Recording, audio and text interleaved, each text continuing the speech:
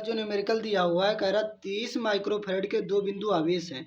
कह रहा दो बिंदु जो आवेश इस तरीके से दे रखे हैं, वो एक का नाम Q1 है, दूसरे का नाम Q2 है।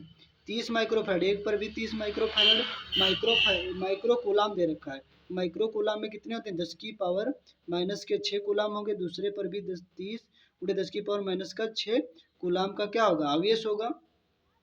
करें एक दूसरे से 30 सेंटीमीटर की दूरी पर रखें। कितने सेंटीमीटर की दूरी पर? जो बीच की जो दूरी दे रखी है 30 सेंटीमीटर की दूरी पर रखी हुई है। तो आधी दूरी कितनी सेंटीमीटर? 15 सेंटीमीटर की होगी। आधी दूरी भी कितने सेंटीमीटर की होगी? 15 सेंटीमीटर की दूरी पर रखे हैं। तो करें इनके मध्य बिंदु पर वैद्युत विभव ज्ञात कीजिए। इनके मध्य बिंदु पर क्या ज्ञात कीजिए? इनके मध्य बिंदु पर वैद्युत विभव का मान फाइंड कीजिए, ज्ञात कीजिए। अब यहाँ पास हम देखो क्या करेंगे।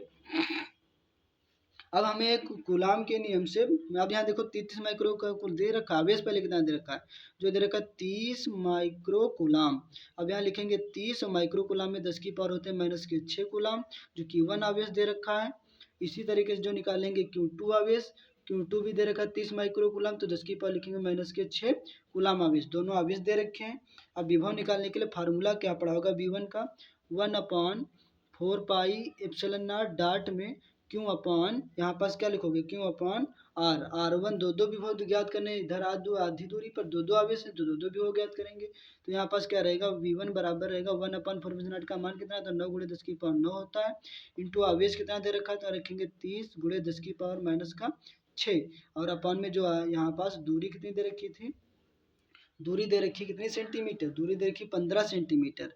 दूरी की दोनों की दूरियां जो दे रखी हैं, द्वार दे रखा है 15 सेंटीमीटर। सेंटीमीटर को जब मीटर में बदलोगे तो 15 × 10 की पावर कितना हो जाएगा? माइनस का 2 मीटर। तो यहाँ पास रखेंगे क्या? यहाँ रखेंगे 15 × 10 की पावर माइनस का 2। तो 15 का 15 दूना कितना हो जाएगा? 30 हो जाएगा। 9 दूना कितना हो जाएगा? 18। तो V1 बराबर कितना हो जाएगा? 18 हो जाएगा।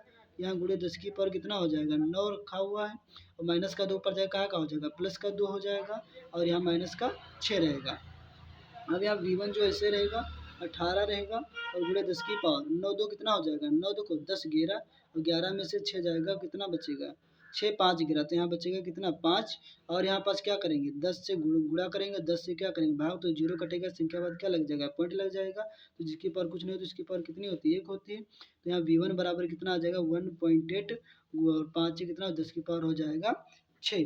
तो ये हमारा क्या गया? विभव का मात्रक जो है किस में होता है? वोल्ट में। तो जो विभवांतर जैसे समझे विभव और वोल्ट, इनका मात्रक किस में? वोल्ट में आएगा। हमें दो ज्ञात करना है, तो V1 जितना मान होगा वही V2 का मान होगा। जो V1 का मान है वही किसका मान होगा? V2 का मान होगा।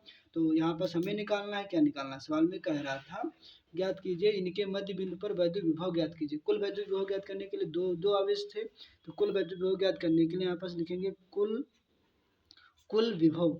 कुल विभव ज्ञात करना है। तो कुल विभव V बराबर क्या होगा? V1 + V2। तो कहने का मतलब जो V1 का मान होगा वही V2 का मान होगा, जो 15 आधी दूरी पर सेंटीमीटर है। तो यहाँ पास क्या लिखेंगे? यहाँ पर लिखेंगे 1.8 × 10 की पावर 5, 5 ने 10 कितनी? 10 की पावर 6, और यहाँ भी काहे का चिन्ह लगा? प्लस का चिन्ह लगा देंगे इस तरीके से, प्लस का चिन्ह रहेगा, और यहाँ भी कितना? 1.8, और × 10 की पावर कितना रहेगा? 6। 18 18 कितना हो जाएगा? 36 हो जाएगा।